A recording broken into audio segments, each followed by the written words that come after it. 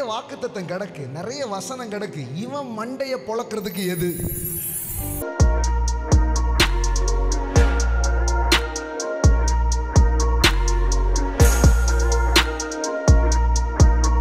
கல்லை எடுத்து கவனில் வைத்து சுழற்றி பெலிஸ்தனுடைய நெற்றியில் பட எறிந்தான்.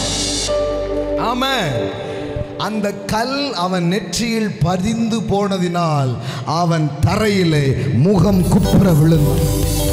பாருங்க, இதுதான் ஆறு. எத்தனை பேர் கையில் வச்சிருக்கீங்க? இந்த ஆற்றுக்குள்ள போய் இந்த ஆற்றில் நீங்கள் போத்தீங்கன்னா ஏராளமான கல்லை நீங்கள் பொறுக்க முடியும். Every day you can check the word. Amen. வார்த்தையை வாசிக்கும் பொழுது உங்களுக்கு என்ன கிடைக்குது? வாக்குத்தத்தங்கள். கல் என்ன பண்ணுறீங்க? அப்படியே பொறுக்கி வெளிப்பாட்டின் கற்கள் என்ன பண்ணுறீங்க? எடுக்கிறீங்க. அது நல்லது.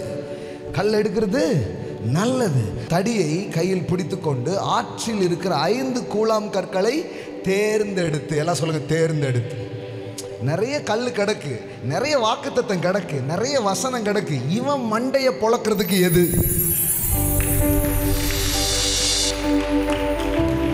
Choose the word. Amen. Choose the word. எல்லாம் சொல்லுங்க, தேர்ந்தெடுத்து. சொல்லுங்க, தேர்ந்தெடுத்து. ஆமென். இப்ப வியாதியா இருக்க, அதுக்கான கல்லை எடுங்க. தரித்திரத்தை உடைக்கக்கூடிய கல்லை எடுங்க. ஆமென்.